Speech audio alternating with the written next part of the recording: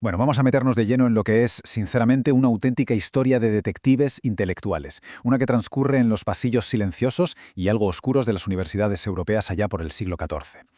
A ver, durante muchísimos siglos, la Edad Media había construido con muchísimo esfuerzo una especie de teoría del todo. Era una inmensa catedral del pensamiento donde la fe cristiana, la filosofía de Aristóteles y la ciencia encajaban a la perfección, parecía indestructible. Pero resulta que justo en este momento, bajo el peso de nuevas preguntas, esa estructura monumental empieza a resquebrajarse desde los cimientos. Y claro, eso nos lleva a la gran incógnita de nuestro análisis de hoy. ¿Cómo es posible que las áridas y a veces aburridísimas disputas de la teología medieval acabaran dando a luz a la ciencia empírica y matemática moderna? Siempre nos han contado que el famoso divorcio entre fe y razón fue una tragedia inmensa, un salto atrás hacia la oscuridad. Pero, revisando las fuentes históricas, resulta que de tragedia nada. Fue más bien una liberación alquímica, un catalizador necesario que rompió viejas cadenas y cambió por completo nuestra forma de medir y entender el universo.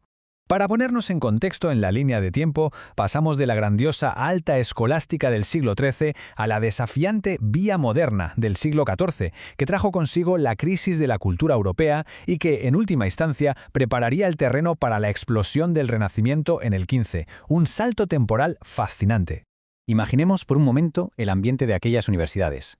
Ya no quedaban grandes maestros construyendo sistemas pacíficos. ¿Qué va? El debate se vuelve tenso, obsesivo y súper agresivo. Los académicos apartan la vista de los grandes problemas universales y se enfrascan, literalmente hasta el agotamiento, en discutir detalles minúsculos. Y aunque se perdió esa visión abstracta, ganamos algo clave. La atención dejó de estar fijada en el cielo y empezó a valorar lo concreto, lo individual y lo terrenal.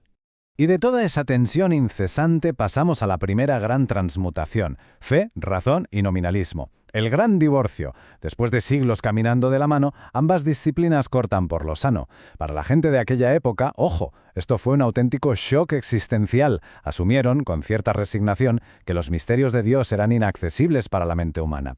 Pero al soltar esas amarras teológicas, la razón se quedó libre, por primera vez para explorar casi en exclusiva el mundo físico. Claro que, al quedarse huérfana de las reconfortantes ideas metafísicas, la mente necesitaba urgentemente una nueva brújula para no perderse en un mundo que de pronto parecía caótico. ¿Y qué herramienta adoptaron? Pues la lógica formal extrema, la dialéctica pura y dura. Las reglas del lenguaje pasan a dominarlo todo. Y justo en medio de este caos del siglo XIV, aparece un monje franciscano inglés que le asestaría un golpe definitivo al viejo mundo: Guillermo de Ockham. Ockham trae bajo el brazo el nominalismo, que es la pieza central de este rompecabezas. Básicamente, esta doctrina dice que los universales no existen. O sea, conceptos como la belleza o la humanidad no andan flotando por ahí en la naturaleza, de forma real. Son solo nombres, etiquetas, conceptos o signos que nosotros mismos inventamos para organizarnos. De un plumazo, Ockham elimina todo ese denso peso metafísico heredado de los griegos y reduce el mundo físico a cosas individuales y a los símbolos verbales que les ponemos. Para entender este cambio de chip monumental, comparémoslo. Los antiguos veían un mundo lleno de esencias divinas ocultas, y conocer algo era penetrar en esa esencia. Pero los modernos, siguiendo a Ockham, imponen un discurso analítico y racional. Ya no buscan esencias porque creen que simplemente no existen, solo quieren datos empíricos. Y este cambio es crucial porque limpia el terreno para poder analizar el mundo mediante modelos cuantificables, algo totalmente impensable antes. Es como un efecto dominó. Veámoslo paso a paso. 1. Asumimos que la mente crea conceptos. 2. Esos conceptos se convierten en signos simbólicos. 3. Esos signos sustituyen por completo la supuesta esencia de las cosas. Y 4. El paso final. Nuestro conocimiento se vuelve exclusivamente matemático y simbólico. Nos resignamos a no conocer la verdad profunda del universo, pero aprendemos a operar con sus símbolos lógicos.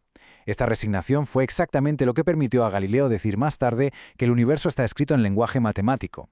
No sabemos qué es, pero sabemos medirlo.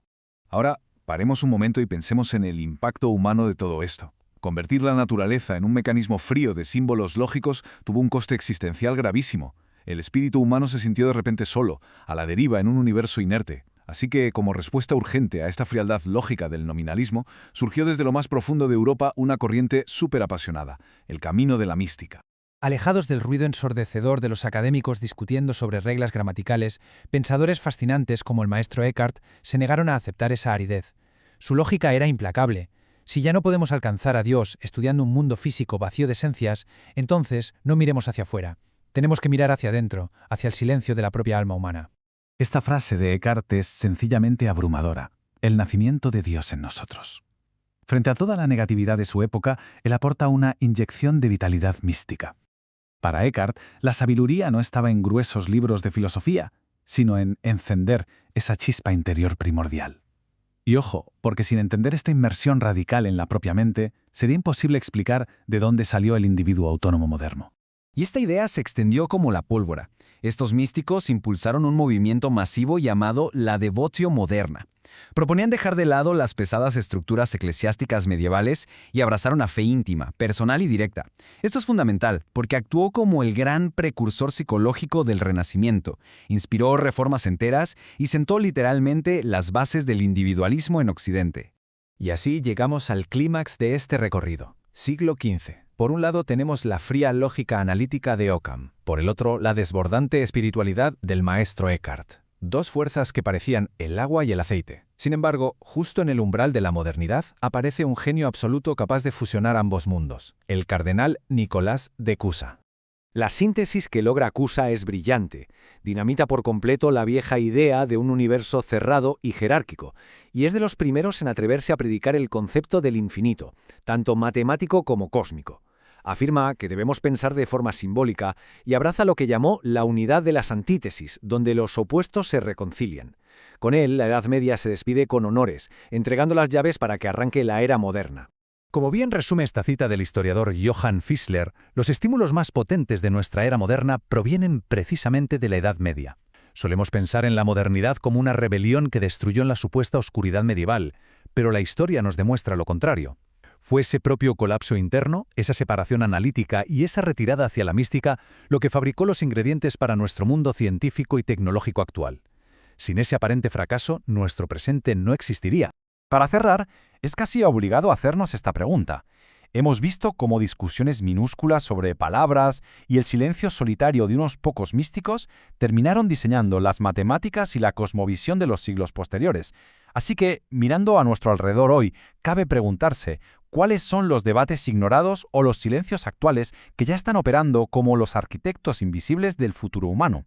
Ha sido un verdadero placer compartir este fascinante recorrido por la historia de las ideas. Nos vemos en nuestro próximo análisis.